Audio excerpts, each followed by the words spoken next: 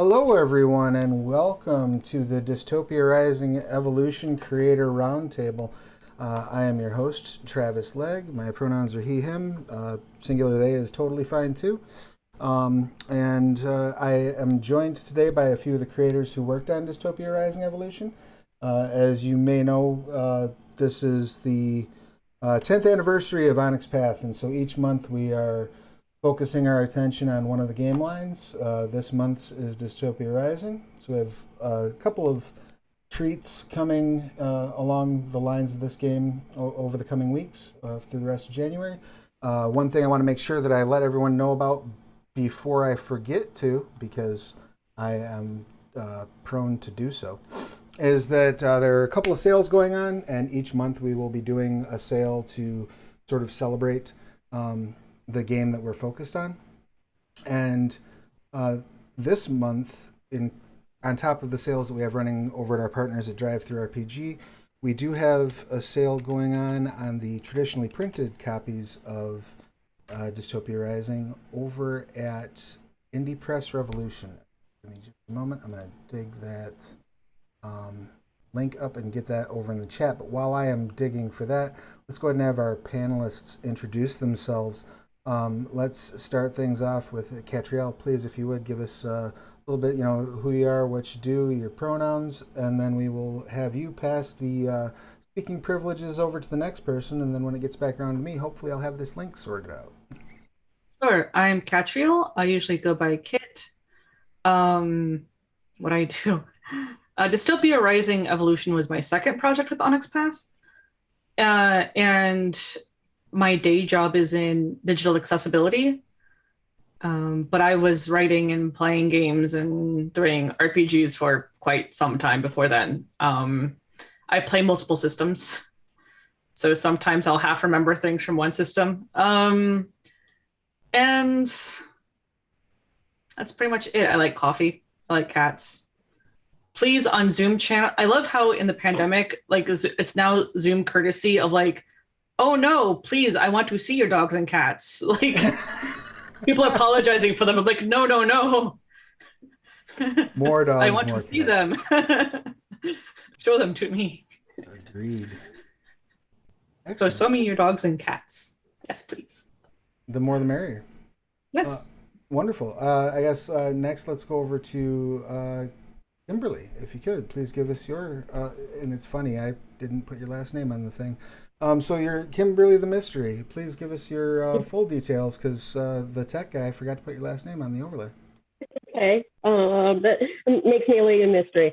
My name is Kimberly Cooper. My pronouns are she, her. Dystopia Rising Evolution was my first project, and I was lucky enough to be called back for Hellnaw's Wasteland Bestiary, which was Hellnaw's was so much fun. So much fun. And yeah, I currently work my day job is essentially a community wrangler for a miniatures company in the Atlanta area. Oh, awesome. Rock and roll. We can talk about Hellnaw's too, because Hellnaw's was so much fun. Oh, we're absolutely going to touch base on all of that fun stuff.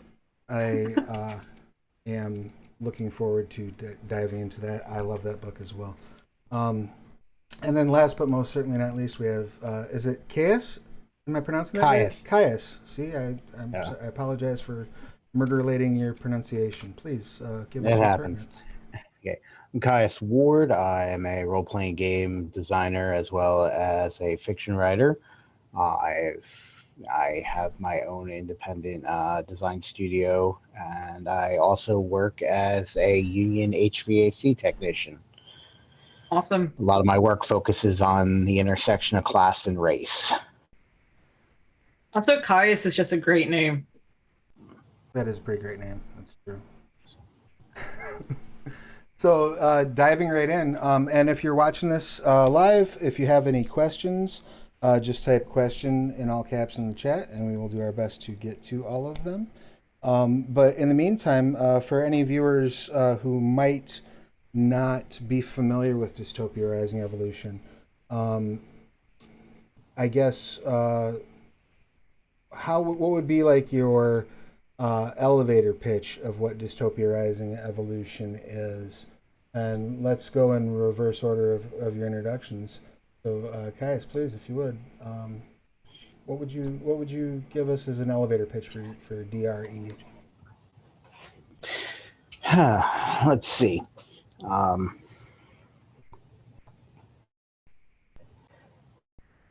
gonna have to think on this one a little bit. So let's jump to somebody else. Well, yeah. If you wanna pass it along, let's go to Kimberly. Yeah. Kimberly, what would you say is your elevator pitch for Dystopia Rising?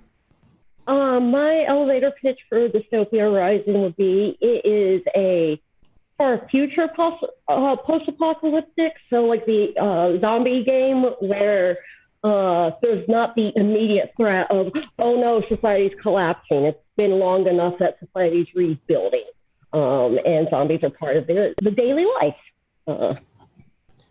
That'd be my short pitch. I love it. And Catriel, what would you say?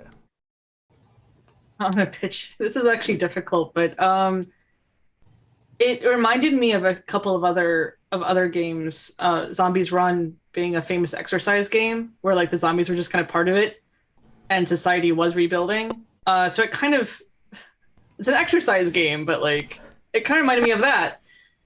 I did go into it knowing it was a LARP previously, but the best way to describe it for me was a cross between, it was post-apocalyptic far future, but there's definitely elements of working together to rebuild would be my emphasis as well. So kind of like a emphasis on community. Yeah. On survival by overcoming differences and coming together and building something. Overcoming odds and overcoming differences, yeah. Cool, I dig it. Was that sufficient think time for your pitch? Yeah. Generations past the fall of man, people realize that it's survivors, not survivor, that will get you through the night. I dig it. I love it. And yeah, I think those are all really good ways of encapsulating it. I know, and I personally had very fleeting familiarity with Dystopia Rising previously. I was aware of its existence. I'd seen a couple of the products at various conventions, but never really encountered it until I encountered Evolution, just as a fan. And it's amazing fun on the tabletop side. I have yet to attend a LARP. I look forward to hopefully doing so once. It is a blast. Yeah, I would imagine. As a longtime player. It's been a long I know time. several people, yeah. You said you know several people who do play on the Yeah, who do play in LARP, yeah. Yeah, it sounds like A couple of the other writers do also, not just Caius. yeah, And I was very glad to like pick their brains on some of them.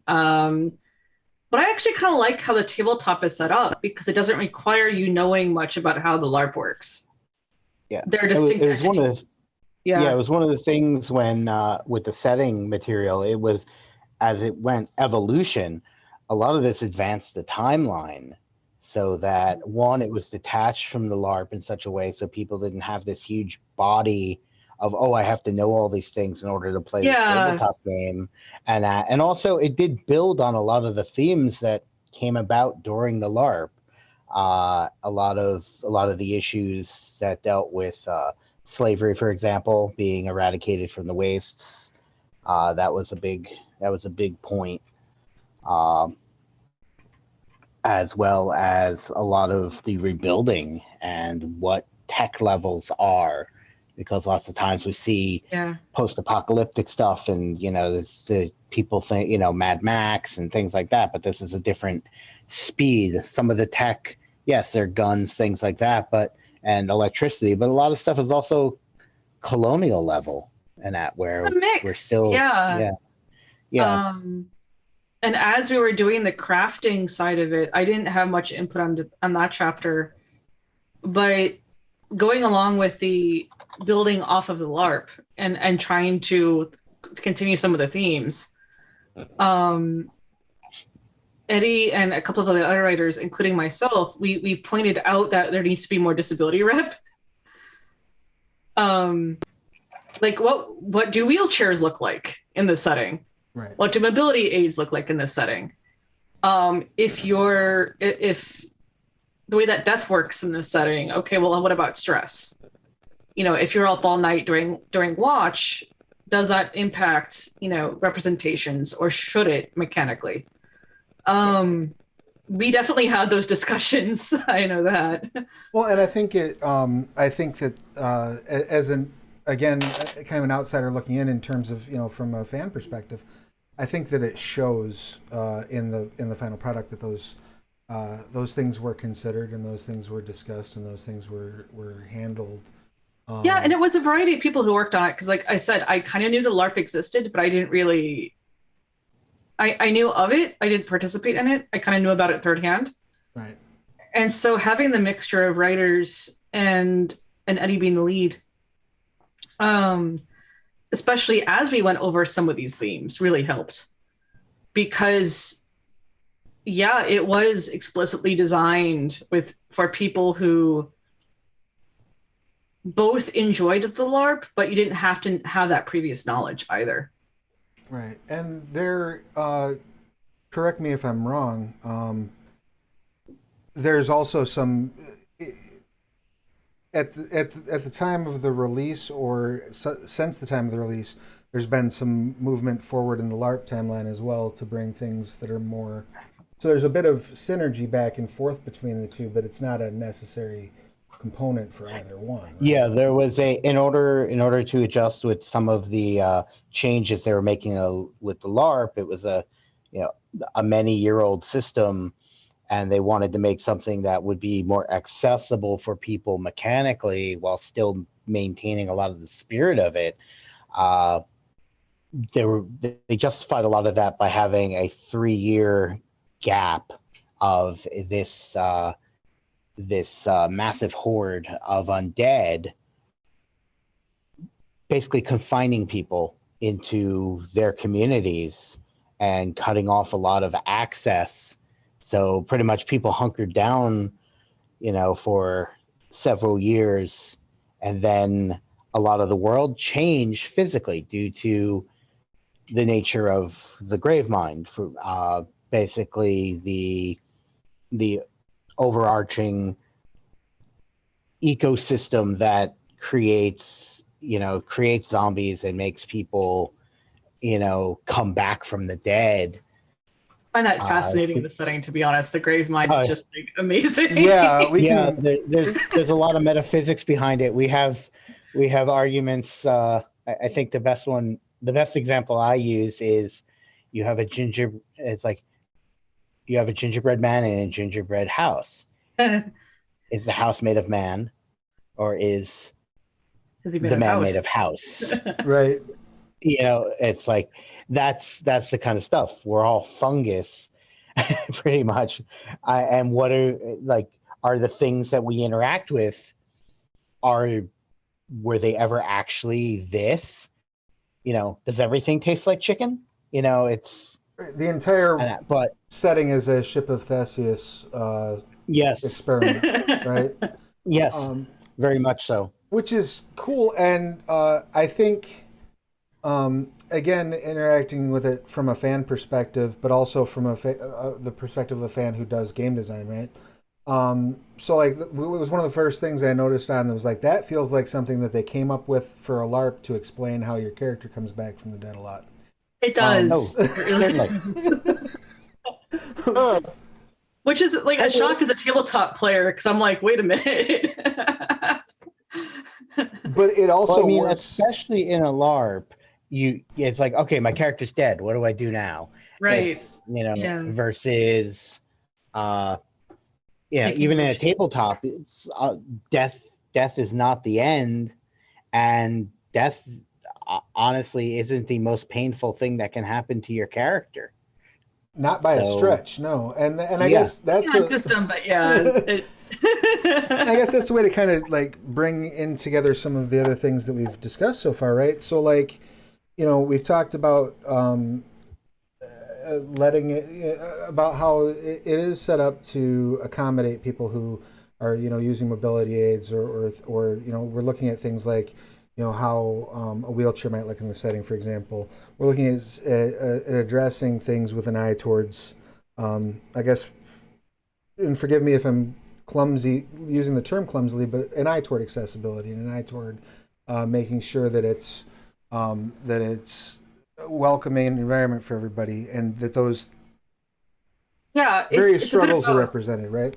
Yeah, the and I mention Eddie a lot now because I remember it was Eddie and having these conversations with some of the writers.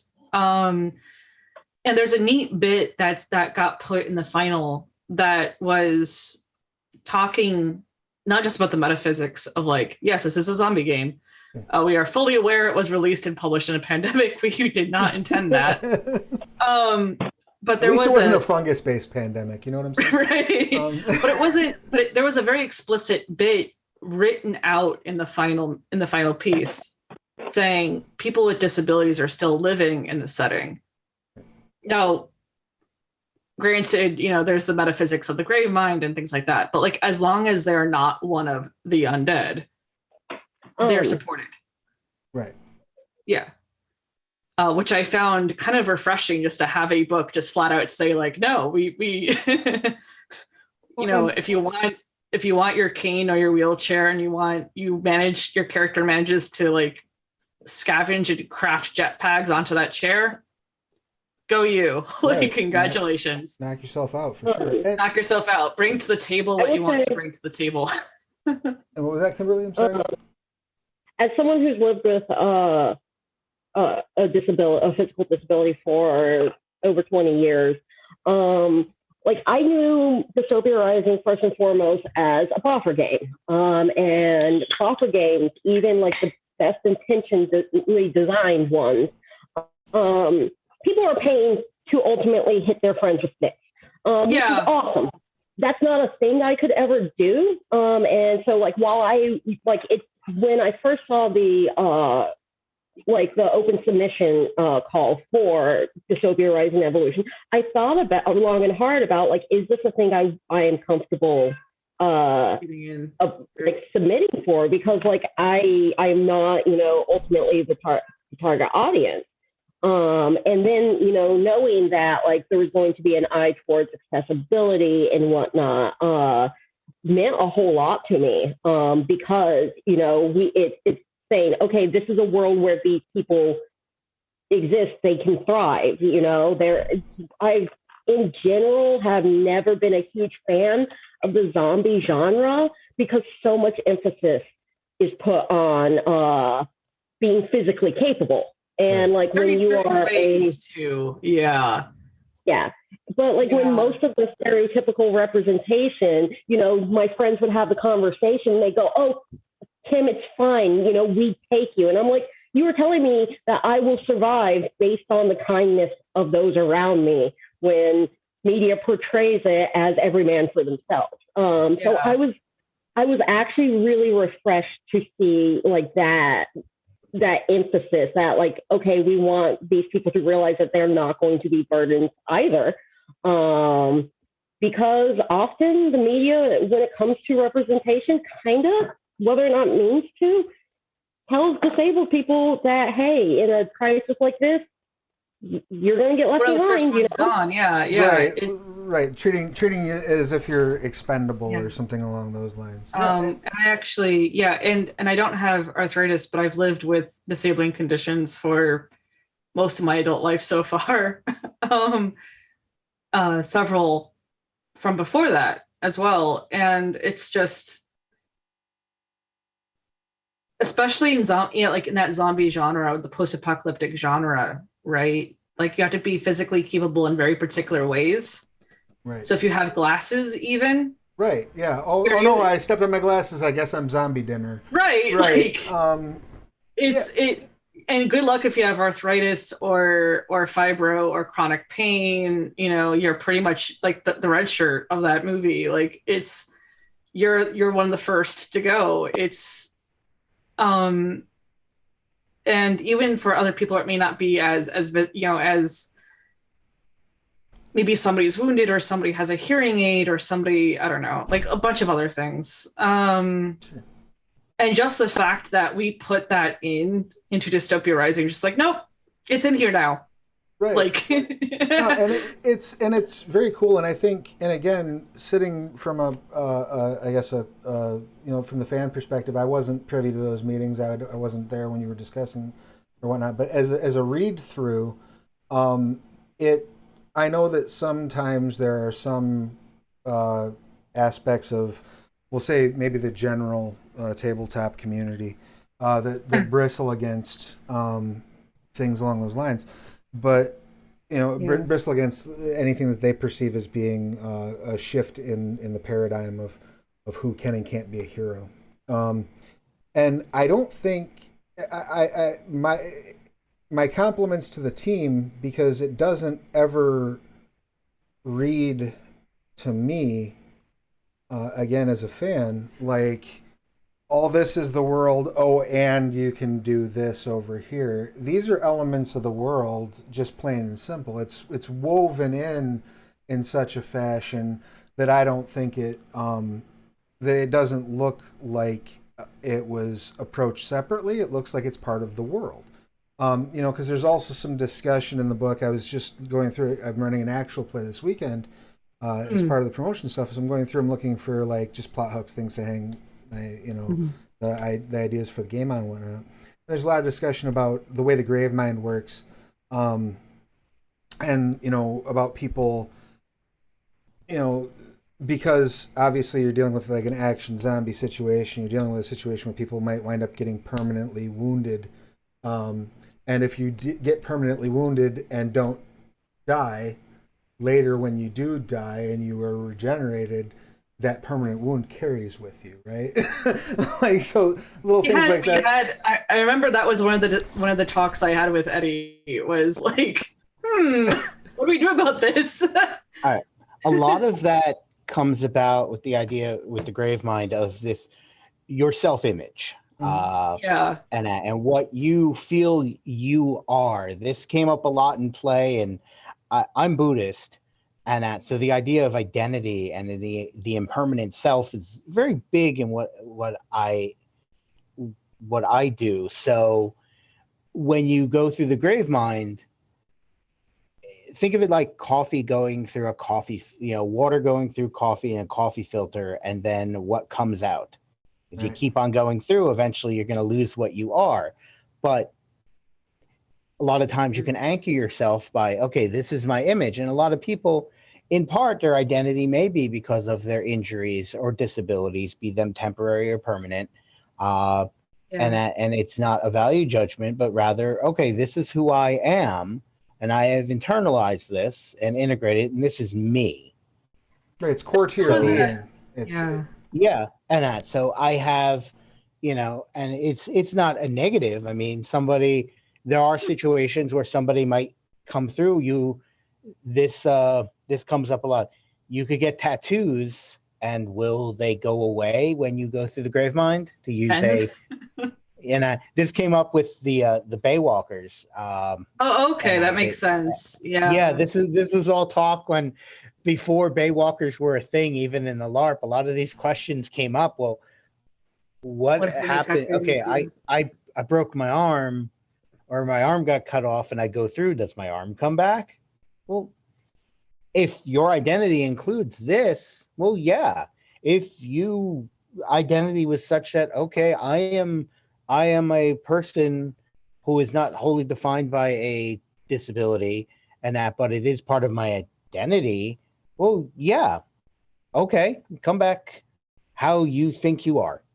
Right. Because that's a lot of that. And it's not necessarily it's certainly the type of thing that you as a player can engage with intention and deliberate. And the DM as well, the storyteller as well, yeah. Right, but it's not something that the character is engaging with. Like, the character is not sitting down with the grave mind and having a conversation about that. You know what I mean? I do want to see that at some point. Actually, we have had these conversations, because when you go through, you're kind of,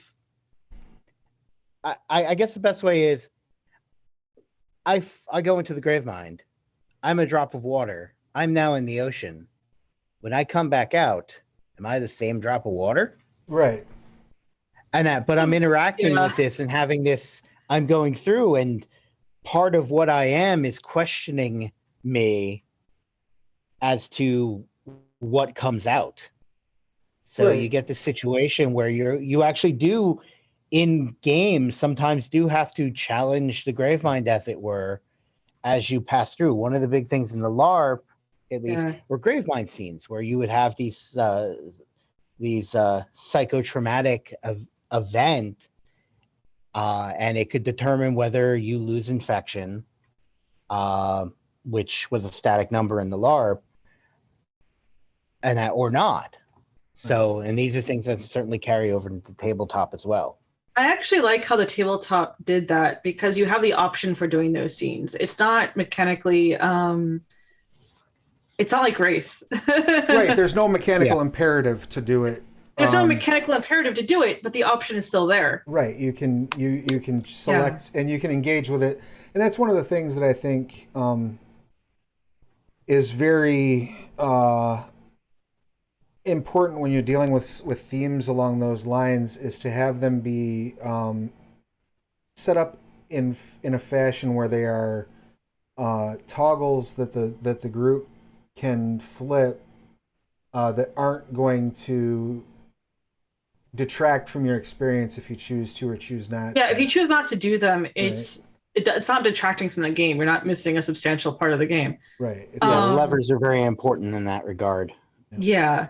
And I actually like how, again, like we didn't do a lot of the mechanics in that, but I remember the few bits I remember mentioning, it was mostly in Hell Nows, I think, where because people do come back from the grave mind, not necessarily as zombies, but they do come back. And so I logically went through like, well, how would people respond to that? right.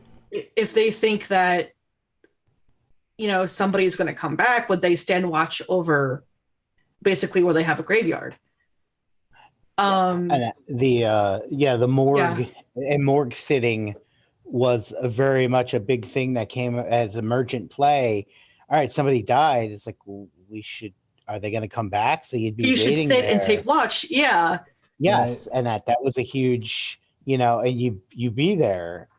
Yeah, and I remember coming to that independently, and a couple of the other writers were like, "Oh, have you done the LARP?" I'm like, "No, but this makes sense." Right.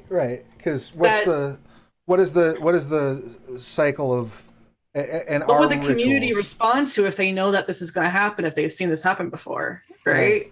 And our rituals around life and death. Because correct me if I'm wrong, but there is no way of knowing in Dystopia Rising Evolution what's going to happen. There's you can have a good guess. You can guess. There's a good guess. I think it does say that there are ways that people predict and say that, if there are certain like biological signs that may be slower, there might be certain things that like, okay, they kind of know that maybe their next time would be it. Right. Like you can feel like you as a person, the character can feel what's going on. But like for an outsider, like your friends don't necessarily know what state you're going to come back in, if you're going to come back, so on and so forth, right?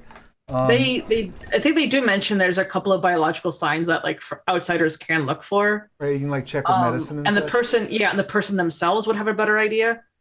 So it is mentioned outright, I think. But again, like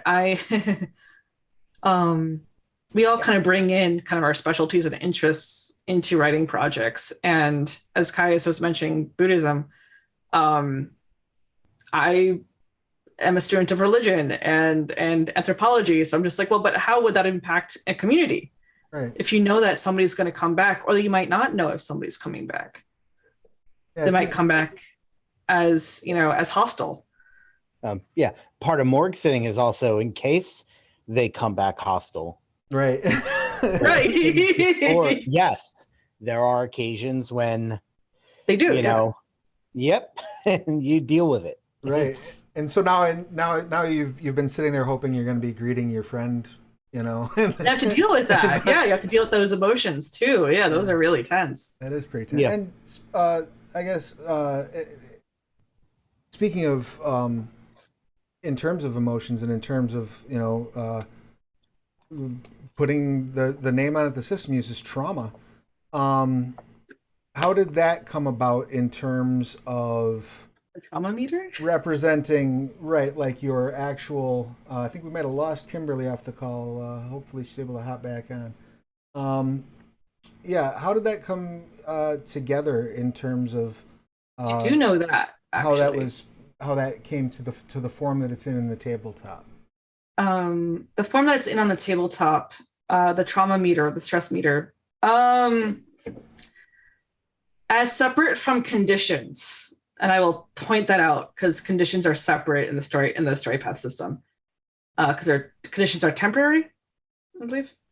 Yeah, usually there's like a resolution. You get a Yeah, usually there's a condition resolution. They could be longer than one scene, but there's a resolution to them. The trauma meter is a mechanical approximation of stress and emotional injury or trauma. Welcome And back, Kimberly. Can you hear us? Just 1 second. Sorry about that. Sure. Gotcha. Yeah, I'm so sorry. My phone just did something weird for a moment, but I can hear you all. Thank No you. worries. Just wanted to make sure that we had that you happens. back. I'm glad you're back. Yeah, welcome back. But I'm sorry, I didn't mean to cut you off there, Catriel. No. It's the trauma meter was me, it was Eddie, it was a couple of other writers, Shoshana and Kimberly. Were you a part of this, or I'm not sure? I was part of it for the psionesis, for the mental stress. Okay, because I know it impacted that too. So like, I think you were part of that conversation too. There's basically 3 different ways that trauma can manifest. There's there's mental based, and then there's physical based. So it was great working with people from the different parts, because like I had my psionesis area, and so I got to interact with like you a little bit and someone else. And then, I know Shoshana was doing that too. I know Eddie was like, well, how do we differentiate this from, the physical track, the damage track? What resolution steps could be taken, because the damage track has very discrete resolutions that you can do. And there are examples of things helping both tracks. Getting a good night's sleep helps both tracks. But in the case of the trauma meter, like talking with a friend that you can talk to would help that. We did sort of, like there's different ways of approaching that meter, depending on if there's psionics and stuff involved as well. But it basically came out of conversations of, what if you were doing morgue watch, right? What if you were doing sitting? What if you had to, you're dealing with society rebuilding, but there's also all these other emotional stressors that we wanted to kind of talk about and provide resolution for. And that was kind of difficult, because for some things, like how do you give trauma a mechanical representation, right? Right. Like how do you like one trauma is not the same as another, but at the same time. Right. How do you gamify something that you really, without gamifying it, right? How do you turn something into, how do you represent these different stresses and strains without turning it into, without making light of it or gamifying it too much. Yeah. A trauma cosplay or something along that. And right. And some of that, I think, too, and I think that the book does a pretty good job of encouraging, some of that is with anything when you're dealing with themes that are challenging, is going to be left to the table, right? Like you're going to sit down and you're going to have, hopefully you're going to have your session 0 and have your conversations about some things like that. And I do think that the framework that is presented in there for this works pretty well for kind of catering. Flexible for the game, for the system. Yeah, like it's flexible for that game, I think. Like you could run a Dystopia Rising game where the only time where the stress conditions came into play are when they're being triggered by, psionic damage and like where you really strip out kind of those more emotional causes, right? And it's the wheels are not going to come off of the game. No. Right? The system is still going to run. And that was actually an emphasis we actually kind of did when designing it, because we wanted not just multiple points of entry, if that makes sense. Sure. Of like, okay, it triggers on psionics, it triggers on these things.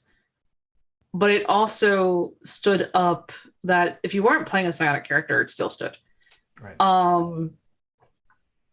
And there were plenty of things that we resisted the modeling for, which was basically have that conversation with your table.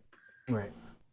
Here's examples of safety tools. But we also had, Eddie was very clear in directing it that if you were going to do it, to have different examples of resolution as well. And not just leave it, here's a stress track, let's have it open-ended. Right. give people the tools. Give people the tools, yeah. To be able to. And also because that way the emphasis wasn't on the trauma, it was on the resolution. That's cool. I like it. And again, I think it a lot of that builds into the core theme of kind of community and of being, you get by with your friends and with the people in this community around you, and you get by virtue. The strength is in that that diversity and that network of people and the teamwork together. I actually liked how that was explicitly a point in Hell Now, is that like everybody passed over. the bestiary is constructed by basically monster hunters, and they're a team and they work together.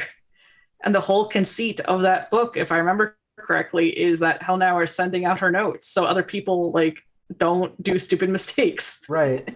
I'm going to publish this so that you don't get your butt chewed off by a radio. And so, speaking of, so we've touched base quite a bit on like it's kind of the basic engine and the core of the setting and whatnot. Let's get into Hell Nows a little bit, which is kind of because in the core book you've got in terms of antagonists, you've got your zombies, obviously, which is a good touchstone for shorthand for like, this is a threat in the world, and getting people kind of into the basics of. They do also mention, I think, a couple of the political threats, the societal threats in the book too. Yeah, some of the societal threats and the political threats. You've got your raiders, which I love. Yep. I'm a huge fan of raiders because as a longtime fan of Romero films, the real monsters in zombie movies are people. They're not zombies. Yeah. And and I think the raiders do a good job of conveying that idea without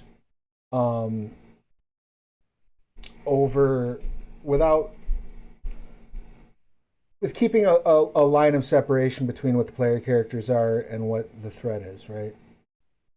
So it's not quite your neighbor most of the time, unless you're talking about a thrill killer. But it could be. You know what I mean? If that makes sense. Leaves that option open for a rival or like a regularly occurring antagonist also. Right. They're kind of a step. Yeah. A step between the hordes of undead and the playable characters. But then when you get into Hell Nows, especially, you get into all manner of other cool creatures and critters. And Kimberly, you had a pretty big hand in Hell Nows, correct? Yeah, I worked at Hell Nows was absolutely like a smaller project because it was a smaller publication, and I know I think Caius, did you work on that? No, I only my situation on coming onto the book was weird. I originally wasn't picked for the in the all call, and then Eddie, who I've known for years, reached out to me. Yeah, we had somebody drop. We need you to write 20-something thousand words in 3.5 weeks. Well, I would say that one of the things I loved about Hell Nah is like the lead on it did a wonderful job of like putting divvying things up, and also, I mean, much like a good game of Dystopia Rising, it was a collaborative effort. So it wasn't really just was.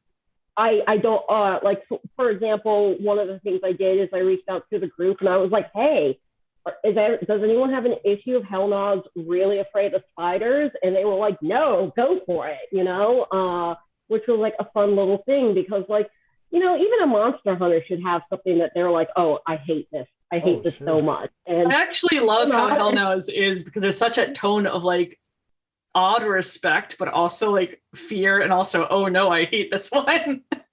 Yeah, and like, so writing, for example, about like them having to cut weight to speed away from essentially a giant irradiated trapdoor spider was a lot of fun, because I was also thinking about like, okay, how would, you know, a group of my fellow writers react, you know, and so like, you know, there's the one who like made a joke and almost got tossed from the thing from the car for it, and but I'm being honest, that would have been me. I would have been the one making the joke. So That's yeah, fair. that was great because it allowed us to expand upon the world, and also, you know, do very creative things. It wasn't just, oh, these are big monsters or these are big animals. Right. Go. You know, I researched turtles for like 2 weeks when I was writing that. It's a really interesting and cool bestiary, and it's pretty digestible. It's not huge. It's fun to read too, because the bestiary, you have the mechanical information, and then you have like, because it's presented as an in-game, as a in-world work. Right. It's really enjoyable to read. It does a very good job of sort of painting that portion of the setting in ways that I think that sometimes you don't see, because it is a artifact from the world that also happens to have some game information. And also, I mean, this sounds really self-congratulatory, but it really was a collaborative effort. And the fact that we all sort of leaned into two things just kind of independently, and all kind of came together. And one of those things was the team is very diverse also. There are people in Hell Now that have disabilities. One is wounded. One has, I think, a prosthetic, at least one.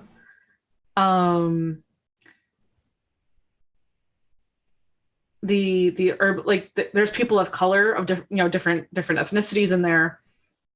And it's just part of the world. Like we just kind of was like, nope, that's what their team is now. Right. Like it's just presented as part of the world. And well, and I think that is probably at least in part due to the fact that there were, the world itself was created and was brought into this form, I guess I should say, by a diverse team. And we talked a little bit. We've mentioned a little bit before we got on, and we talked a little bit about it in passing on here. But let's talk a little bit about that process of assembling the team. Right? There was an open call that had been done by Onyx Path, and that was organized by Eddie. Is that how that went down? I was not. I think that was organized by Eddie. I'd have to check my records. It was an open call. Eddie was the point on it. Okay. Kimberly, do you remember if that was the case? Eddie was the project lead. That's how we got our wonderful, basically outline to work off of. I knew Eddie through Parlor Lark for a long time. And never actually thought like, oh, I'm gonna try to write something for a game. But when that call for submissions, having someone who is the developer for the line go, hey, we specifically want people that don't look like me necessarily. That meant a lot to me too. Yeah. Yeah, like it was great. And also, I mean, Eddie has is differently abled as well. So like I knew that I wasn't going to necessarily feel sidelined by going, hey, what about this? Yeah, I'm sure you were similar in that mentality of like, it's nice to have someone who understands. My favorite thing I have to say about it was because the story path system hadn't been widely released yet. Part of the requirement for the mechanics was use a different published system. Yeah, that was part of the process, wasn't it? Of like, don't use story path, use something else. Yeah, whatever other system. Yeah. At the time, I didn't even know StoryPath was, a system. And like personally, for me, I used a similarly themed IP, which was Red Market. Okay. Yeah. I haven't been able to play that, but I've heard of it. Yeah. Basically because I was familiar with that system, and that system and setting was one where I felt I could do represent like that. It could represent like support someone like me as a disabled woman, and I actually did like a conversion, like using that system. Here's how you would represent disability in your game, and it covered a variety of different types with traits, and like I was really glad that part of what I was told they were looking for was people going, okay, well, let's interject this thing that's not normally seen in zombies in a zombie game. So yeah. Yeah. I do remember the other system bit because I remember at the time I was playing a lot of one-shots and trying out different systems and different indie games. And so you have so many to choose from. There's a lot of stuff to choose from, but I was sketching this out at work. I have a grid notebook. I usually have notebooks on me at any given time. And I was sketching this out, and I think I just went with a simple like D8 system or something where it's like, just roll a D6 and like, this is what you could do. But it was interesting for me when I did my submission, because the first bit that got assigned to me was combat mechanics. And this was my second Onyx Path project. And the first one was entirely no mechanics. It was NPC write-ups. It was actually the Kashmalim in Promethean. It was specifically night horrors. That required no mechanics at all, just prompts for the storyteller. And I go from that to combat mechanics. I'm like, okay. Oh, might as well just dive into the deep end, I suppose. Yeah, like might as well just like. Well, and correct me if I'm wrong, but like this was being worked on like prior to Scion's release, right? Yes, so there was like that preview. For StoryPath, this was it. Yeah, like there wasn't really anything. Yeah, so there's really nothing to draw on. There wasn't really anything to draw on at the time for StoryPath, and not for this genre of game, really. Right. Well, and one of the things that I do love about the way, and this is credit to everybody on the team, the way that Dystopia Rising Evolution engages with the story path conceits in general, I think, makes for a very good. I don't want to say rules light because that's a different thing, right? But it's a very almost like a speed. It's like a speed pace, like a crash course in story path. Like you get all of your basics. Yeah. In DRE. It's very easy to jump, I think, from Dystopia Rising to the other story path games and not get I think it's easier to jump that direction. Easier to jump back. Yeah, I think. And not get caught up on a whole bunch of preconceived notions because Dystopia Rising runs so kind of smooth and clean, just in terms of like what you're adding on to that core mechanic.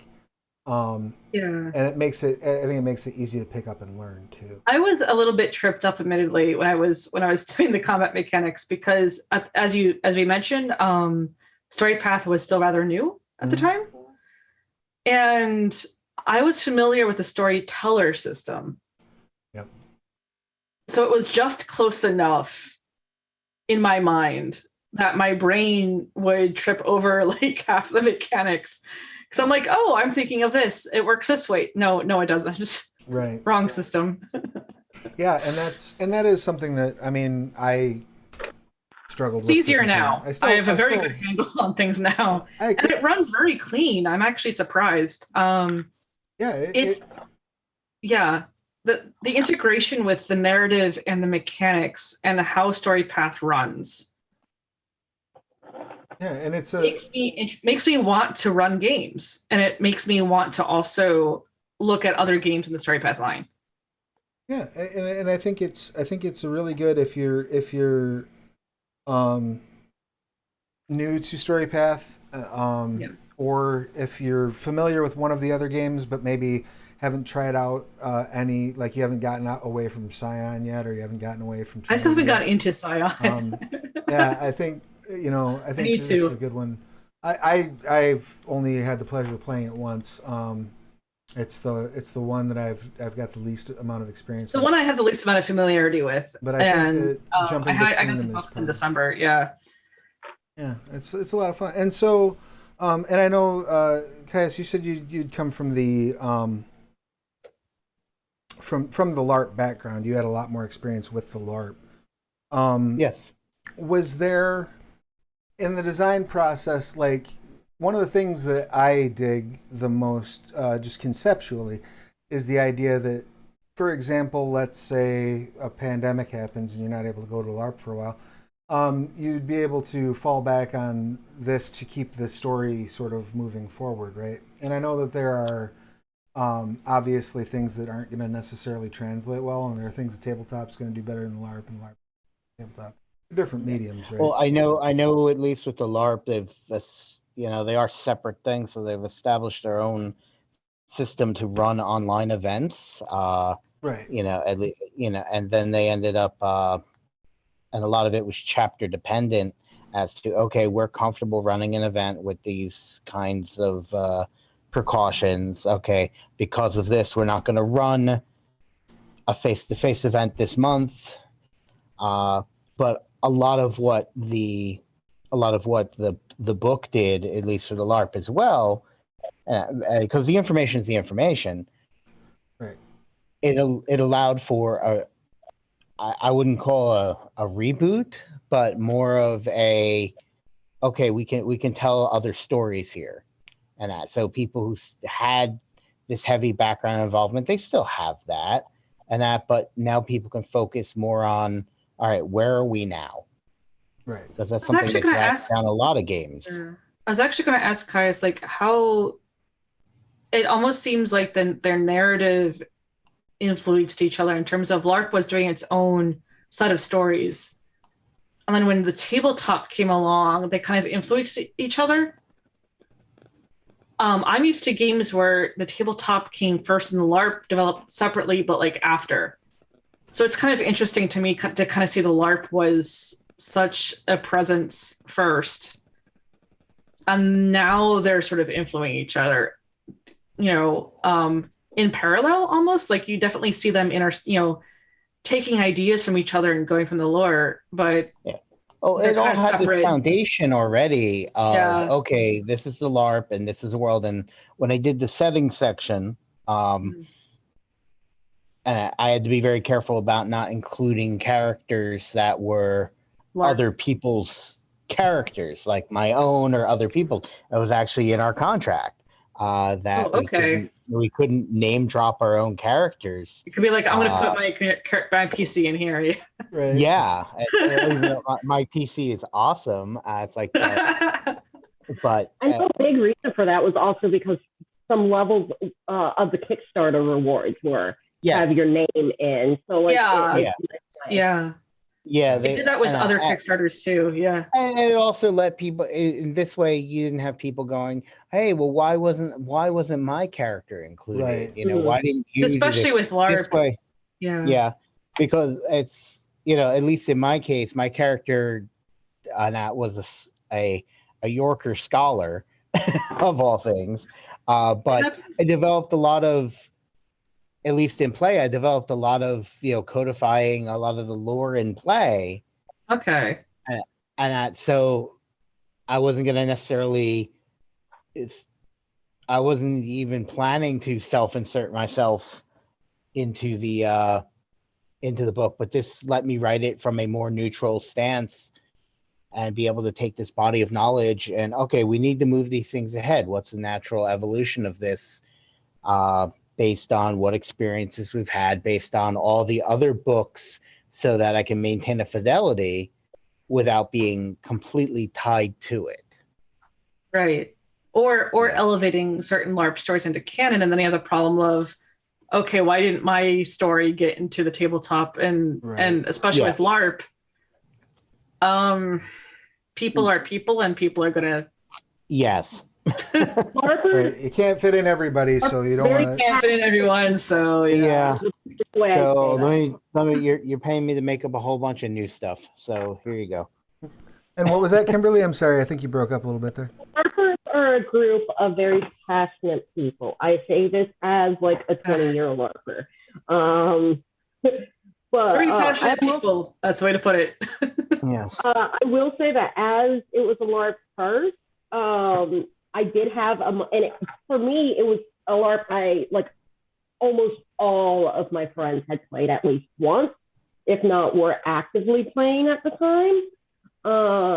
So I kind of had that like no pressure.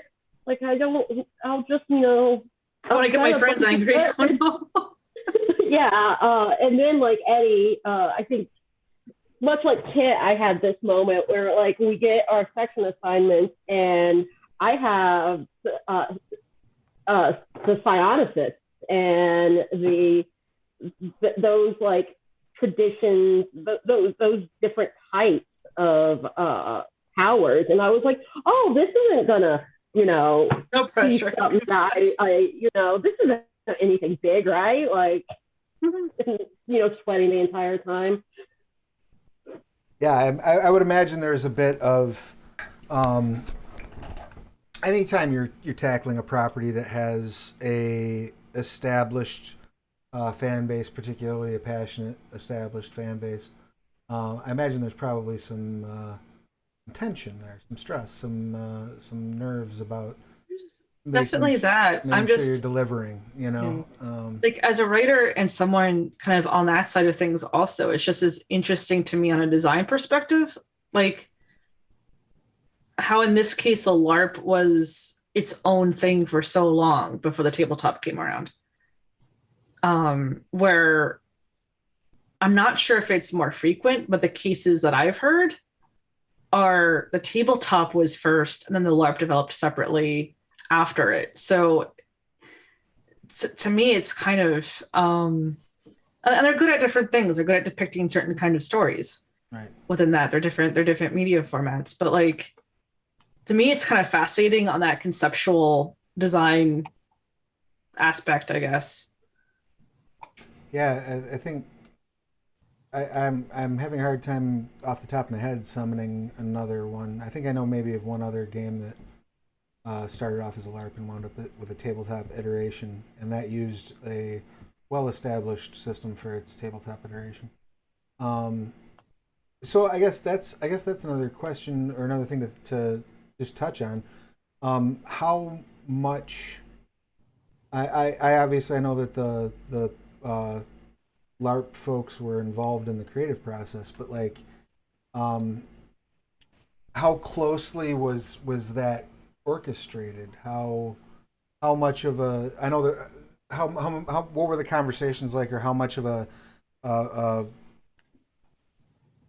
point was it when constructing this to worry about things like compatibility or converting or representing? Was that handled more at a conceptual level and then kind of left to its own devices with the mechanics, or how did that come about? Where were the lines drawn with that, if anywhere? Do you remember any conversations about that or anything that I came up asked her, about Kibble, do you remember any conversations? Because the conversation that I remember having was don't feel beholden to the LARP. There were writers, I mean, even just us, we have different experiences with the LARP if we haven't participated. Like Caius, you seem to be like really you had participated for such a long time. Yeah. Kimberly, you knew people who had. I never did. I knew what it was, but I never did. So like even within our little group here on the stream, like there's a variety of experiences among the writers.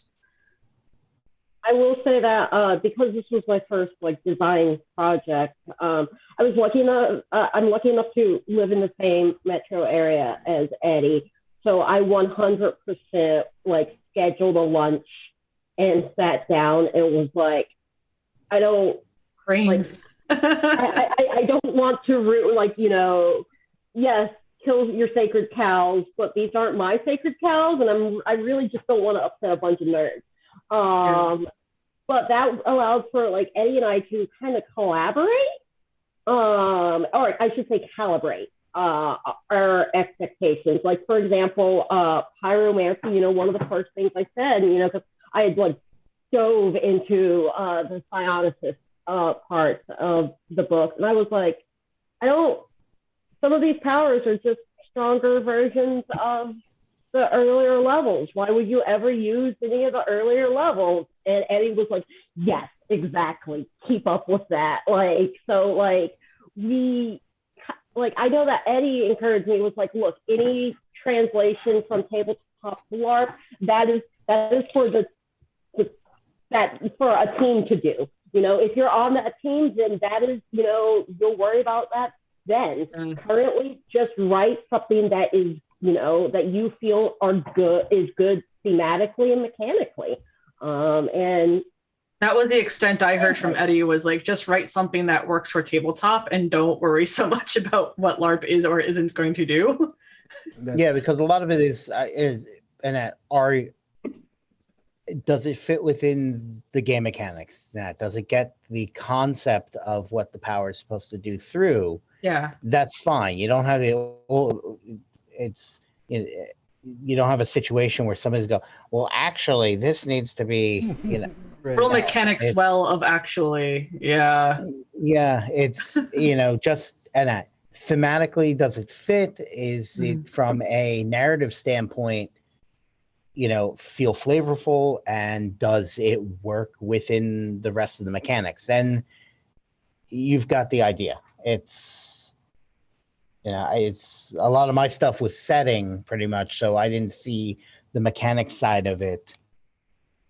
I was very heavy mechanics, and literally it was don't worry about what LARP is or is not going to do. Yeah, it's its own separate beast. It has different. They're separate beasts. Yeah. I'm not allowed to swing stuff at people at a regular table. Right.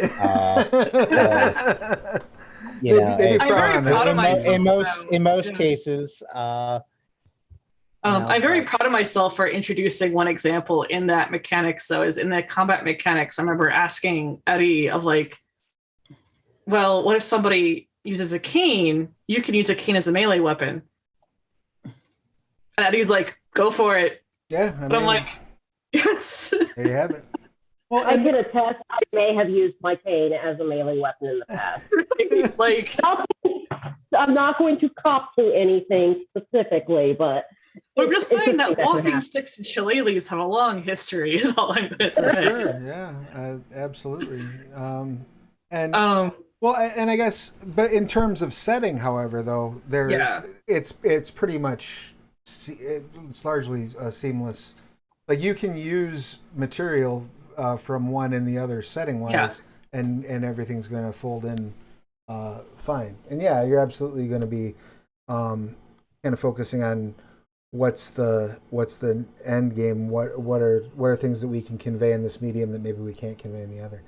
And also things like tabletop, like we introduced chase mechanics, specifically for like vehicle chases. Usually don't want Would to you do that in a go LARP? road warrior during a LARP. Vehicles are Yeah. exceedingly Oh, yeah. rare. I know one chapter had go-karts in a certain setup, and there were vehicles used for transportation to certain in-game sites. And that one chapter may have at one point owned a deuce and a half truck, appropriate genre that would transport people to a different location during play in order to do stuff. Then you take the tabletop chase rules. Like, they're different beasts, really, though. Yeah. Like, Sure. they're similar. They're in the same family, but they're different animals. And that may be, like that's one of the things that I find intriguing, and I've had the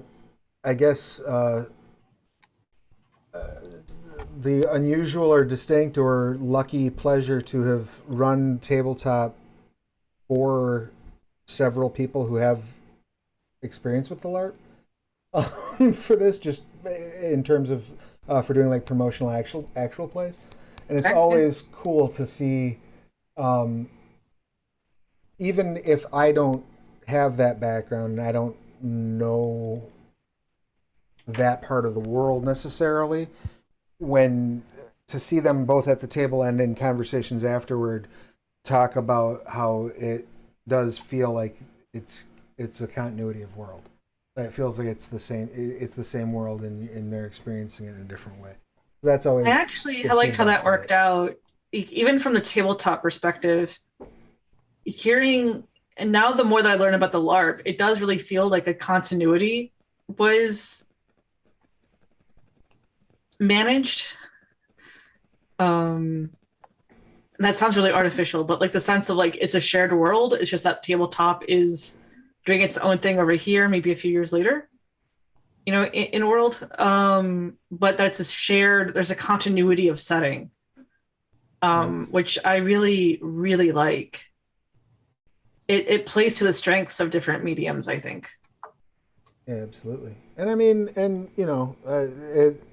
it would seem to me, again, sitting in the cheap seats, that you always would have the option of like, oh well, we need to do a vehicle chase, so let's bust out these rules.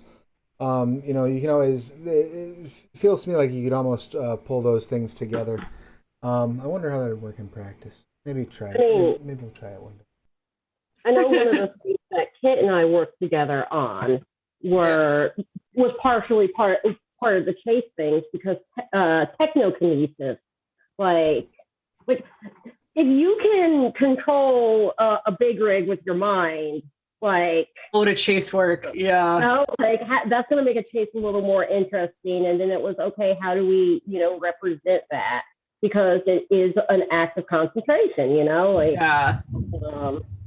I worked closely with you. Yeah, I worked closely with you. I worked closely with the crafting chapter as well. And I worked closely with Shoshan and Eddie. So like because I was doing all these combat mechanics, and we were going over things like, how would psionics work with this? How would, crafting work if you're adding stuff onto a wheelchair or a hearing aid? Well, and that's goggles. That's an area that I would love to dive into a little bit too, because my understanding, and again, you feel free to correct me if I'm wrong here. My understanding is that crafting plays a relatively severe role in the LARP, right? Like getting resources together and being able to build things is a big portion of the LARP. Yes, the economy and crafting, and that is a huge part. And I probably did it badly. And that threw some people off when people figured out the economy and were able to craft things and everything. And then people were wondering, it's like, how are they doing this? And that, but that makes sense. We are tool users, and that is important. And that allows you to keep on doing things, and not everybody, especially in the older iterations of the LARP rules, it's, and certainly now, not one person can do everything. It's like even if they're longtime players, they're not going to have the the skills, etc. So this comes back to the whole concept of community and survivors, not survivor. Yeah. Right, you really got to work together. And the thing I was going to say is I think that the rules in Dystopia Rising Evolution do a very good job of conveying that with enough abstraction to keep it fun and keep it from turning into like the absolute, because you can really build a crafting system that is just a bean counting nightmare if you want to. Yeah, I can't speak to that mean writer, but I remember distinctly of like, we don't want it to turn into resource management inventory. Like, Right. we don't want, spreadsheets necessarily for tabletop. I think it does a pretty good job of threading that needle and keeping it mechanically interesting, but not mechanically overwhelming. The possibilities are there, and that was actually really tricky, even as few as kind of tangential as I was to that, because I did have to work with that chapter on the crafting mechanics, and it was a delicate dance to do because we wanted to give the players possibilities, but also and show that it was interesting and like this was a useful sort of framework. But we didn't want it to be overwhelming, and we didn't want it to be too overly frustrating. I play a lot of D&D, and the amount of people I have seen tracking their ammunition, like there's a certain point in which that's interesting depending on the game you're playing, and then there's a certain point where people are just like, I don't want to have spreadsheets of my inventory at the table. So that was kind of a dance that we kind of had to do.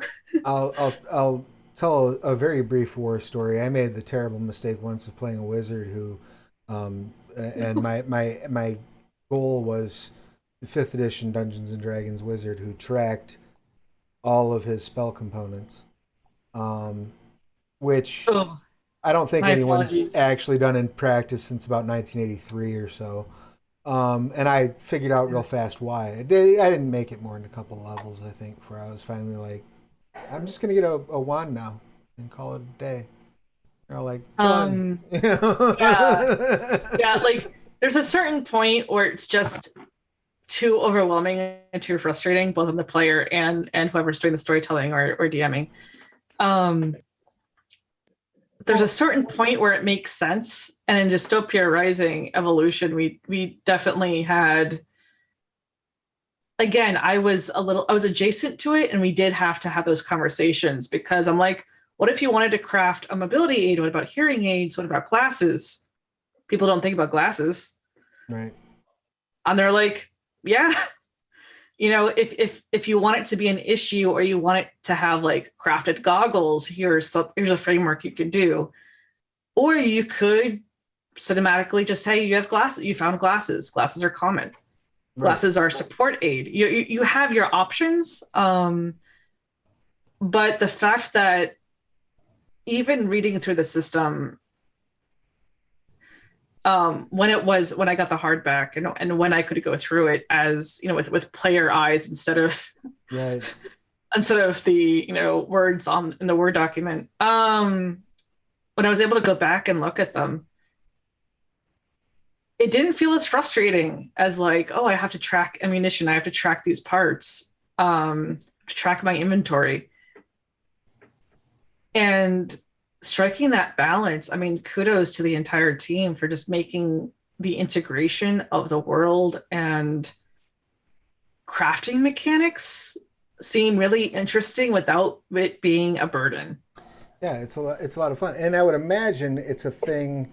I'd imagine that is because of the way LARP. Again, I've not played this LARP, but I have played LARPs, and I know how LARP economies can get in terms of like the sort of chase to get these components you're looking for, and the things turning into like backroom deal. You can tell I played a lot of World of Darkness LARPs.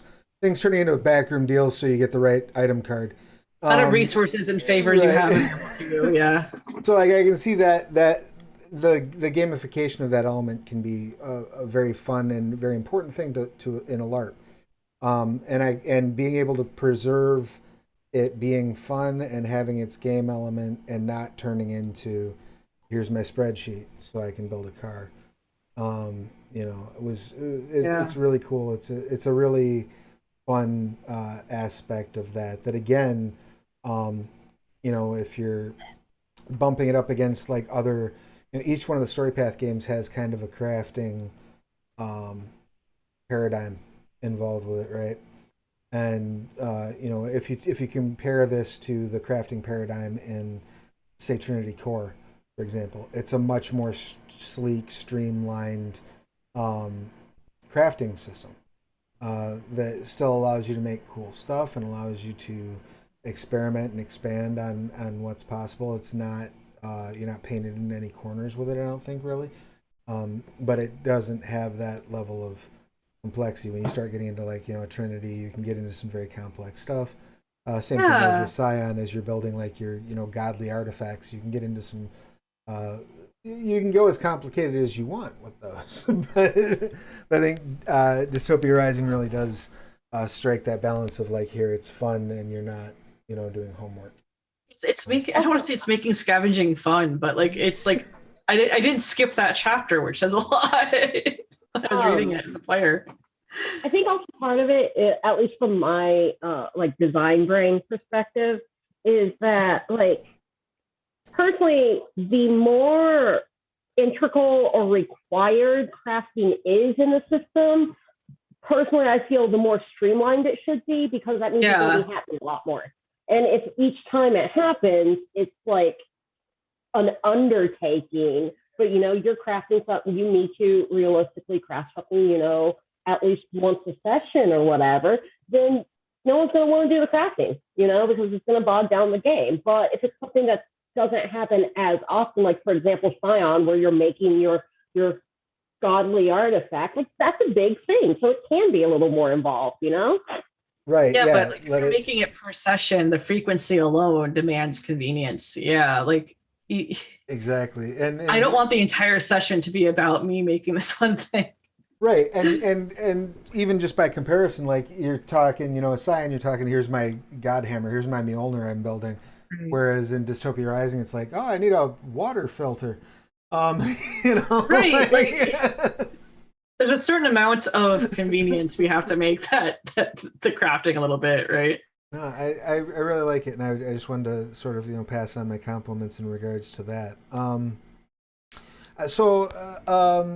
I guess, is there an aspect of working on the of the process of creation that sticks out to you, or that you feel like you just want to, you'd like to share with the viewers, a memory or a thing that you found particularly challenging, or just that you were particularly jazzed about working on that we haven't touched base on yet, I guess. Do any of you have anything like that leaps to mind that? I do. Yeah, please go ahead. Which is like I said, I knew that I got given my chapter and I went, oh, that's real big. And so I started doing a lot of research, because like I said, I knew of Dystopia Rising, but I didn't know I knew all my friends played it. I could tell you the base, culture types, strains and whatnot, but I couldn't tell you anything about like the history.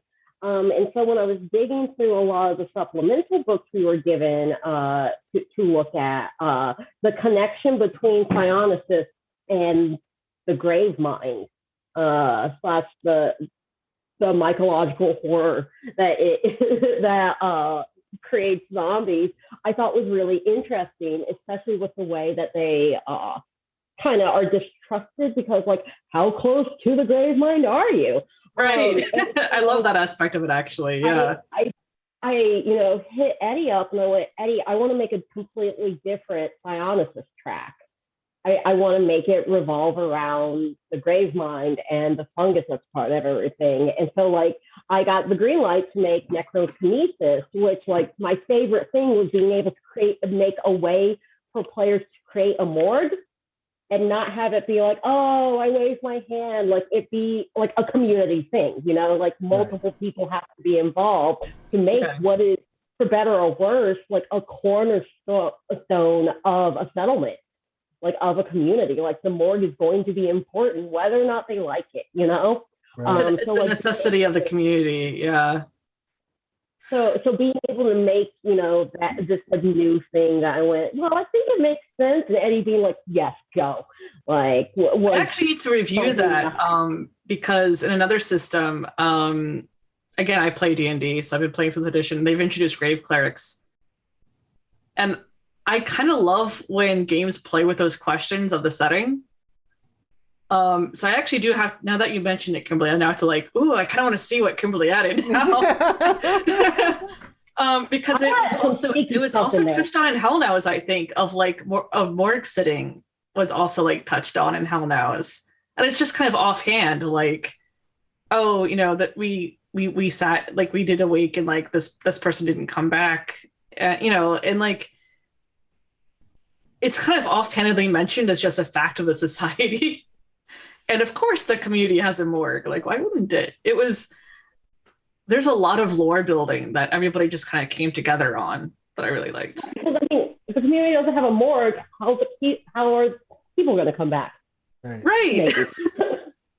Like, there were a lot of, I liked engaging with that part of the setting of like, well, how would people respond in the community, right?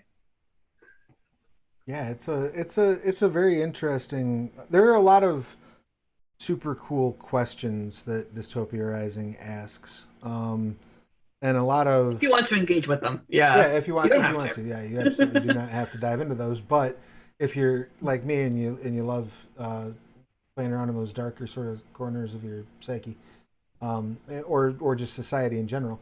You know, focusing on like, well, you know, what does this look like? What does this feel like? What are people experiencing?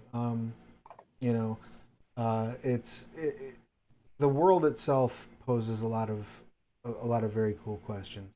The emphasis is on the people and the communities too. So I actually liked how in Dystopia Rising we emphasize that. And from my perspective, it almost seems like every writer, yes, it's explicit in the book, in the final, but that every writer kind of had that as a guiding point of there may be zombies in this game, but it's not about the zombies. Right. Yeah, absolutely.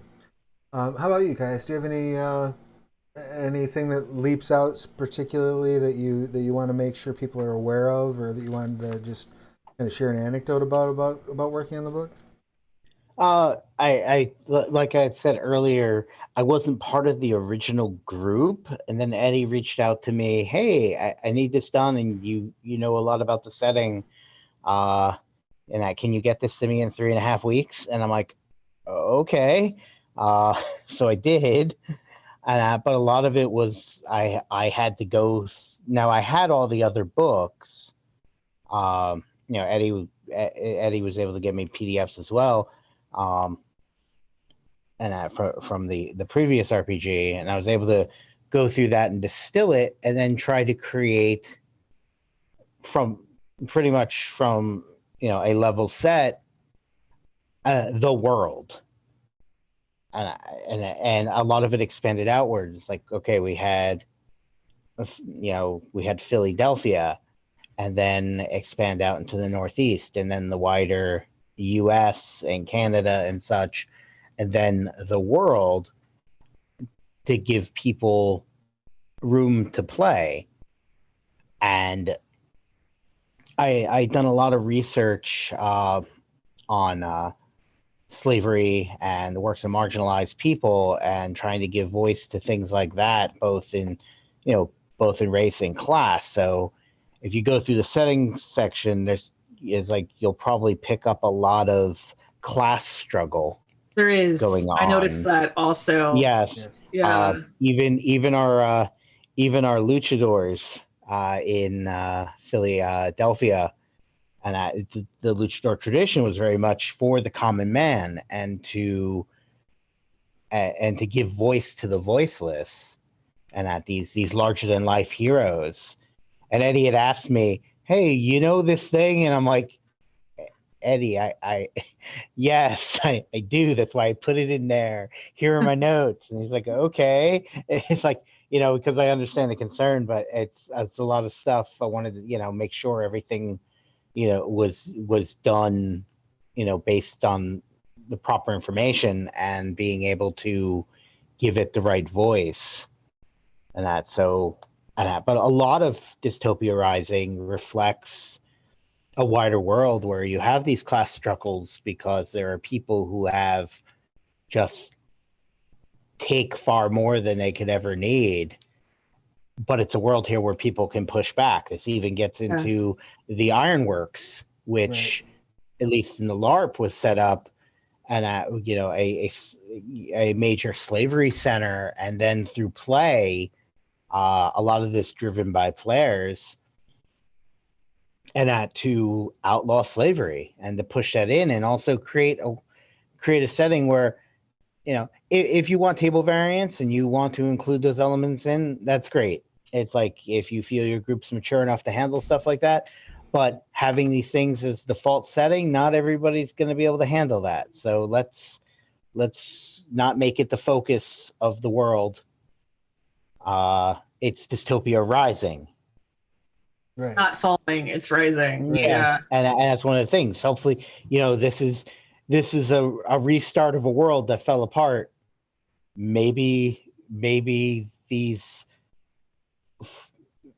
people made of fungus and that built on the memories of what the world was can get it right this time. Right. Yeah. And that's a point that I think is made several times throughout the book, is kind of the idea that, like, humanity made mistakes and that led to the fall. And this is the strains represent a second chance. And what you do with that second chance is going to be up to you. It's the story you're telling. What are you going to do with that? These archetypes based on the experiences of other people. I mean, it's like you have the different strains and the branches of them, and that based on where people were and how they responded. The townies,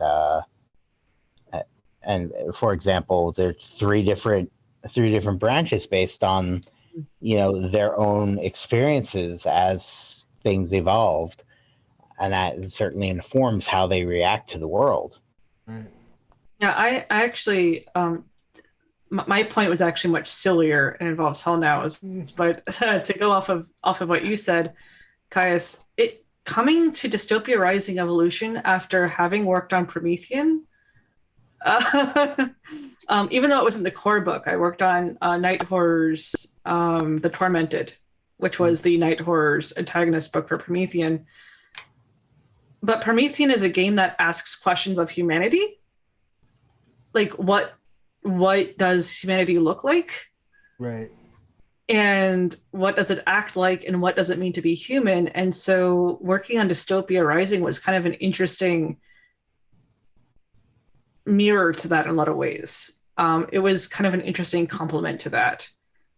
I mean, I kind of joked earlier about being thrown into the into the mechanics after working on NPC write-ups, but the themes of the game they're not the same, but they kind of ask similar questions in terms of themes. Right, and coming to it from slightly different perspectives, but in the sense of, I think there's an element in Promethean, it's about trying to find and awaken that spark, that thing that actually makes a human. Whereas I think a lot of Dystopia Rising is about preserving it.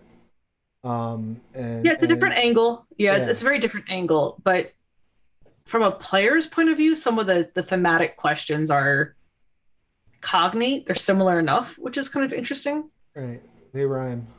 Yeah. Yeah, I think my other point I wanted to bring up was actually, like I said, much sillier, and that was the case of if I remember correctly, everyone working on Hell Now had the same exact idea in terms of tone and theme that we all did, like, separately. It was basically, we all had the idea of post-apocalyptic Steve Irwin.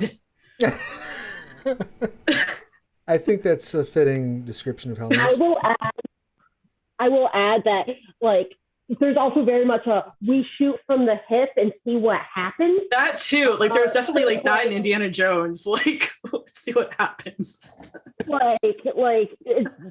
Hellnow's group is very much like, let's see if this works. And it was a lot of fun because it also set the tone for us working with each other, because it was a lot of, ooh and ah and adding, to each other by being like, oh, this could be good. And, I really like, how so-and-so reacted to that one. And it was very much a collaborative effort. And I remember being so nervous when I got assigned the intro fiction, because I'm like, oh no, this is going to set the tone for like everyone else. But it was fine. It was actually like much, much better than I anticipated. Your intro set such a great tone because it also allowed for like showing the moments of seriousness, because like they're it's the night after they've done had an encounter, and it's them at rest, which was a great way to show a dynamic. And from there we could work on, okay, then how are they when they're not at rest? It was they were at rest. There were some elements of like preparing, because I remember I think one character was like looking over their gear and stuff like that. But it was just the fact that we all did that collaboration, and all of us were thinking, okay, how are we going to approach the monsters? Clearly a post-apocalyptic Steve Irwin, like that's the way to go. There was that sort of mix of respect and fear, and also knowing that they had probably gotten into some mistakes and situations that they were lucky to survive. Right. The shooting from the hip improv kind of deal. A little bit of grace of the universe, and probably a couple of visits to the morgue. Or things like, they were professional monster hunters. And so they were like, we don't expect everybody to know what we know, but we can at least say, here's some signs of where the monsters like to be, like where their environments are. Right. So you can avoid them. Things to look out for. Things to be. So these are signs to look out for. But I really liked how we all, like on a meta perspective, we all collaborated back and forth on Hell Knows. Even though we kind of had our different sections, it was just like riffing off of each other. Well, and if I may, to expand on that just a little bit, one thing I want to, I guess, just make sure we touch base on before we wrap things up for the night, is Dystopia Rising Evolution has, so you've got your core book is out, there's Trouble on the Steel Pier, which is the jump start, has an adventure in it with some pre-generated characters. The Dystopia Rising core book also has an adventure in it. Then you've got Heroes of the Wastes, which is a collection of pre-generated characters that's separate, that has a couple of plot hooks that are recommended for use of those characters. And that are really interesting. Yeah, it's a very cool sort of very cool extra bonus you don't always see with pre-gen character packages. And then Hell Knows and the Screen, and all that stuff is currently up at Drive Through RPG. But the other thing I wanted to bring, just speaking of community and speaking of the overall idea of kind of collaboration, the other thing I wanted to bring to everybody's attention that maybe some of the viewers might not know is that there is a community content program for Dystopia Rising Evolution. So much like the Storypath on the Storypath Nexus, it's basically similar to like your Dungeon Masters Guild or your Storyteller's Vault, where you can create using assets that they have on offer, or like stock art or art that you create. You can create your own releases for Dystopia Rising Evolution. So like if you wanted to build, for example, a setting a city, a settlement that you set your tabletop game in, you can put that together and put it up for release there on the Storypath Mix. So that's something that I like to draw attention to for folks, because you can get together your group or just a group of friends that are into the game or whatever, and put together your own sort of collaborations and release those out. Or if you're making things for use at your table, you can get those out there and share those and even earn a few bucks on it. And I just wanted to bring that up before I forgot to do so, because I think it's a cool program, and I think it's a cool way to involve the community in the actual expansion, of the resources that are there, right? You have to make a new account for StoryPath Nexus. I know that Storyteller's Vault and DM's Guild use the same backend. It's all through your Drive-Thru RPG account. Okay, because that's also useful to note if you don't already know that. You don't have to Yes. make a separate account. It's the same backend. Yeah, if you have an account at any of the one bookshelf sites, so your Drive-Thru RPG, StoryPath Nexus, or Drive-Thru RPG, Storyteller's Vault, Dungeon Drive-Thru Masters Fiction. Guild, Drive-Thru Fiction, those are all, you have a central account to all those. So yeah, if you only have used Drive-Thru Comics up to now, for example, that account you can still go in and create. If you go onto your account page there, there's an option to add community content. And each of the different programs has their own specific rules and FAQs to check out. You definitely want to make sure you give that a look, but it's pretty permissive. You have to use the setting and the system that are used in the game that you're using. And there's I've seen some amazing things on the other platforms. I actually need to check out StoryPath Nexus more now that there's more things, more game lines in StoryPath than the last time I looked. Yeah, it's now open. So you can do Trinity, Continuum Core, Aeon, and Aberrant are all open. Scion is open, and Dystopia Rising Evolution is open. And they came from Beneath the Sea. So yeah, there's a lot of cool stuff. And because, if you really want to, one of the things that I find most fun about it is because everything is running on that core StoryPath engine, you can really you could get wild and silly with it. Grab some aliens that were offered for They Came From Beneath the Sea and throw them into your Dystopia Rising game and really mess with I everything. was actually just thinking about that. I'm like, oh man, they came from Beneath the Sea and or they came from like Beneath the Grave or whatever the other ones are. In Dystopia Rising could be really interesting. Exactly. Yeah. So bend, fold, spindle, mutilate, and remix at your discretion. Yeah. But yeah, just something to bring out there because I think that that's a cool way to expand and explore what the stories that can be told in that world, and it allows some expansion that goes above and beyond. While you're sitting through lulls in the release cycle, you can go check out what's going on, what the community is putting together, or you can lab something up there yourself. Just something I wanted to touch base on. I also do want to remind everybody that we've got our partners over at Studio 2 are running half off on the Dystopia Rising Evolution core book and the GM screen in the traditional printing. Those are both on sale over there, and I'll go ahead and toss that link into the chat as well. So we're coming up on the last few minutes here of the show.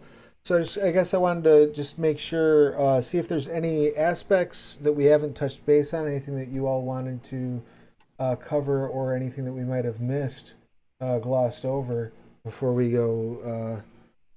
Wishing everybody a good night and saying our goodbyes for the evening. Was there anything, Kimberly, that we haven't quite touched base on yet?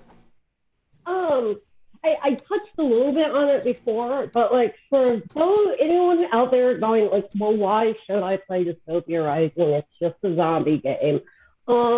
It's a zombie game where the zombie peril isn't the focus.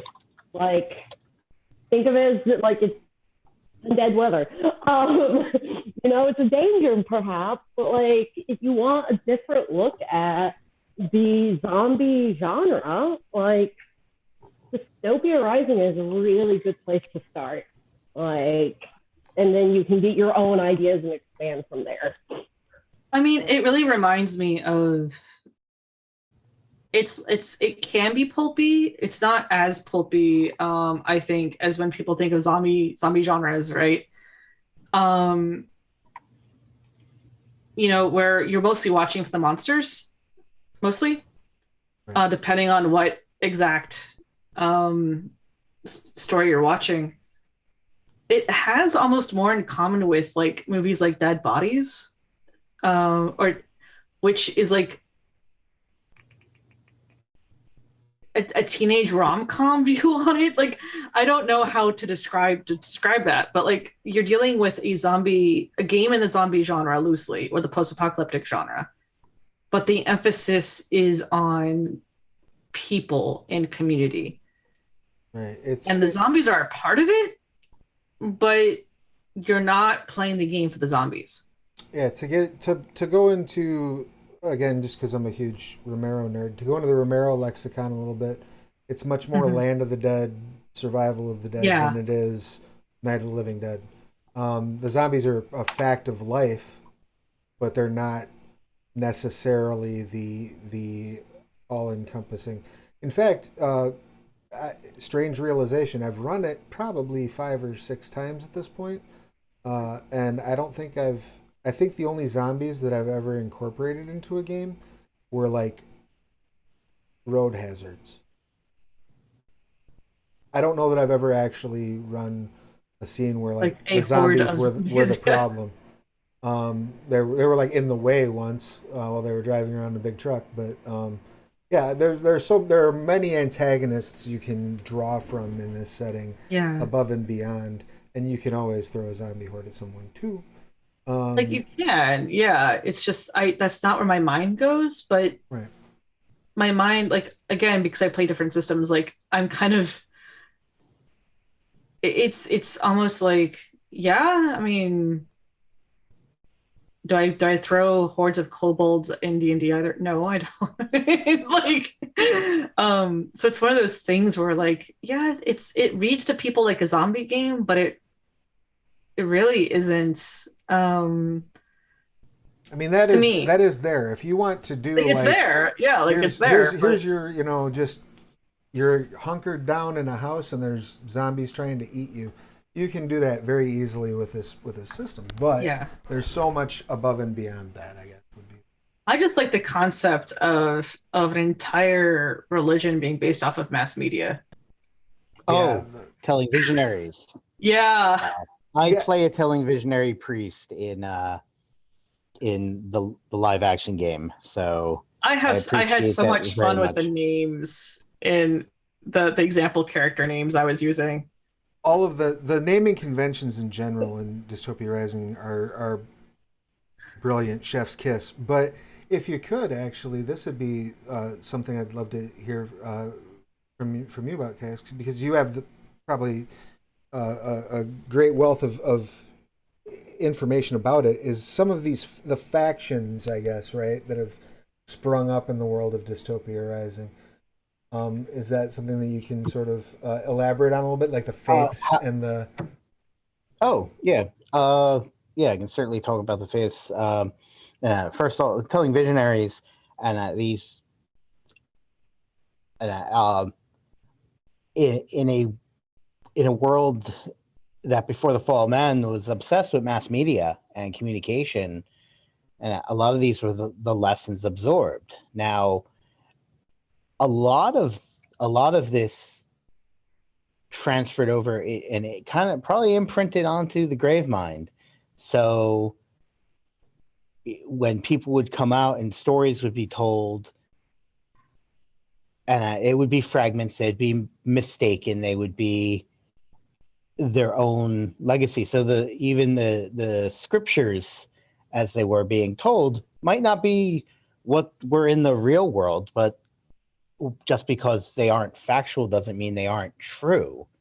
So telling visionaries are intent on teaching lessons based on the power of the signal and the scriptures that were given to them. The King's Court focuses on music, and they have the kings and queens, the virtues of the kings and court, and that they would see these see the kings and queens almost as I think, almost in some ways prophets or Bahisvata, and to also impact lessons. I don't have the full list. I don't have the full I list have to go of to my all the core phases. book and like look at the No, list. yeah, I wouldn't expect you to give me the full rundown, but I think it's I think it's very interesting the way that some of the you had mentioned before, kind of like things being run through the grave mind, and so they come out maybe not 100% what they were. It's also Almost, that in like history making, right? Because like even when you look at current society, what you may have learned as fact in as a 4-year-old right, probably wasn't, or it may have been misheard, right? Or it just never happened, or the amount of times a historian has yelled at other people because the European Middle Ages, didn't fit the image we have of it, in our heads. Or things like we may go to a museum and be like, oh, they were, much smaller feet, or they're much shorter than, but that wasn't the case. It was just how things got preserved, right? right. So even now, like we have a lot of that of, in a situation where humanity has fallen and is trying again, what would they remember? What do they remember? What is taken as or interpreted as fact? Which tickles me on a personal level of like exploring that, but Right. you see that constantly in the setting. Yeah. Oh yeah, and correct me if I'm wrong, but one And of the who's telling the story? And who's telling the story? Yeah. Yeah. and I, what does it serve and things along those lines. Right. Too, Right. I mean, at one point, I had lots of people convinced in the LARP setting that before the advent of color oracle boxes, the world was actually in black and white. I love Nice. that. Well, no, it's like you've seen some of these scriptures, and you've seen on the oracle box, these are clearly in black and white. That is because the world was black and white before, some event, which I explained why this sacrifice that Babe Ruth, the King of Swing, the Sultan of Swat, the Great Bambino made, and that not only cured cancer in little Timmy, but also ascended into the heavens to become one with the signal, and in doing so, brought glorious technicolor to the whole world. Yeah, like there's lots of fun myth making that you can just have fun with in this game. Yeah, and that's the thing. This exists in all the faiths. It's in all the factions too. It's just I remember one of the characters' names I had fun with was same faction. It was one of the visionaries. I named him Father Bugs. And I realized after the fact just like how multifaceted that name was. Because you could think of media like, Bugs Bunny, but you could also think of like computer bugs. Right. And the history of a bug in the system or noise in the signal. How you don't quite know whether to trust him or not, right? Like you don't know who is telling the story, It's a lot of fun. It's very cool. It's a lot of fun to play with. Yeah, I really like how there's a lot of opportunities and hooks to just have fun with that. Well, and I got super excited by the idea of the faiths coming up. So, Kais, did I run over your the thing you actually wanted to talk about the about the thing that stuck out that you wanted to share? Did I skip over that for you? Yeah, I guess one of the things, at least with my section, I tried to make it as dense as possible with plot hooks and story hooks and things like that. So if people have actually read that section, I have read that section. It is okay. There's a lot there. There's a lot. Yes, I crammed a lot into that word count, and a lot of it was, this isn't just telling a story, but this is the toolkit for everybody else. That if they decide to go, okay, we're just going to go west here. It's not like, oh, well, you see this thing. It's like, no, we have characters, we have places, we have people, we have interactions, we have history. Feels like a and lived world opportunity. that there's like stuff there. Yeah. That's the thing. I mean, I had to. My wife's Swiss German, and one of the areas I wrote for in that area, is just getting translations right. And then he's like, we'll need to check this translation. I'm like, I'm already ahead of you. It's like, I have a native speaker who gave me, what I needed for that section. But that's a lot of that is to create this verisimilitude and that this appearance of being real, so that when people, within the framework of, it's a world where zombies come back and people come back and you have psionics and everything, but Still a world though. everything else exists and we Yeah. believe it. And that's what I tried to make for that section. And it's a really it's really fun to read, and it's really just kind of dripping with hooks. It really is and there's a lot of, I think there's enough uncertainty. I think that comes through too, because I think there's one part in that section of the book where, like, they talk about the common wisdom is that this has only been a couple of generations, but the historian who's speaking is like, I think it's probably been closer to 1,000 years since the fall of man. You know what I mean? Like, there's kind of like there's some debate even in there, some uncertainty even baked into that section that I think is very. That's actually something I liked about how, when I was talking about how like the setting and the mechanics were so streamlined and worked so well together, because like there's that built-in uncertainty in the plot hooks of like, no, there's internal disagreement even in game. We're not saying that, this is the way that the world works. We're saying like, this is a world that's lived in, and different communities may have different interpretations of how they view the world. And that is the reason for the season. That's why we do these things, right? Community, get together and play games and have fun. And that does bring us right up to the end of our allotted time. It does go so quickly, but I want to take a moment to just thank you all very much, not only for your work on Dystopia Rising Evolution, because I have a lot of fun playing it, but also, just for taking the time to hang out tonight and talk about these things. I want to thank everybody watching, whether you're watching us live or watching us later on in the VODs or the YouTubes. I want to remind everybody to please be sure to like, comment, share, subscribe, all that good stuff. And I want to give everybody a chance to say your goodbyes. Tell us one last time who you are, what you do, anything that you would like to promote, if you have anything you'd like to promote.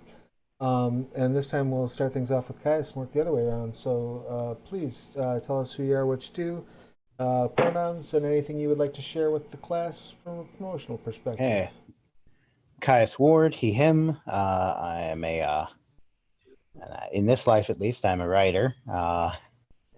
And that I write fiction and role-playing games. Searching for my name will find a number of my stories out in the world, as well as searching for Tailspinner Holdings on DriveThruRPG, and you will find a collection of role-playing games that I have written. Beautiful, excellent. Thank you so much for taking the time to be here. I greatly appreciate you. Next up, Kimberly, please give us your pertinence. Hi, I'm Kimberly Cooper. Again, my pronouns are she, her. I am a community manager slash hobby assistant, to use my proper title, for a little company called Weird Miniatures. Mostly I wrangle community content creators who like our game and watch people who are far better at painting little plastic people paint while I send them encouragement. So if you ever want to, I don't know, see people of a very diverse group of people do things they love, you could look up Weird Games and find out more about our company. Yeah, that's me. Excellent. Well, thank you very much for being here. Greatly appreciate you taking the time. And last but most certainly not least, that leaves us with Catriel. Please give us your Hi, pertinence. I'm Catriel, Catriel Page. I'm they them, so that's the pronouns I use. My day job is in digital accessibility, but I also do writing and freelance work, and I can help you make your PDFs more accessible if you do decide to do community content things. But I also have done writing both myself and through editing, freelance editing and stuff for other tabletop works. I do highly encourage the community content platforms if you decide to. But Definitely. that's me. That's me. Rock and roll. And I guess just another reminder, we've got Dystopia Rising sales going on all month right now. If you head over to Studio 2, you can get 50% off the traditionally printed core book and the story guide screen. And the channel will be returning tomorrow night at 7 p.m. Eastern, I think, for our good friends at Occultist Anonymous running Mage the Awakening. And then I'll be back here Saturday afternoon at a time that is on the schedule that I don't recall off the top of my head. I think 5 Eastern.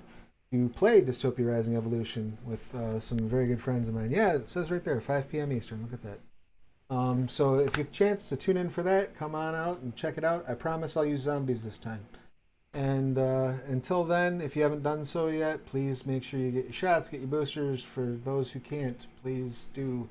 And wear masks and wash your hands and all that fun stuff. Take care of yourselves and one another. And we'll see you again real soon. Bye.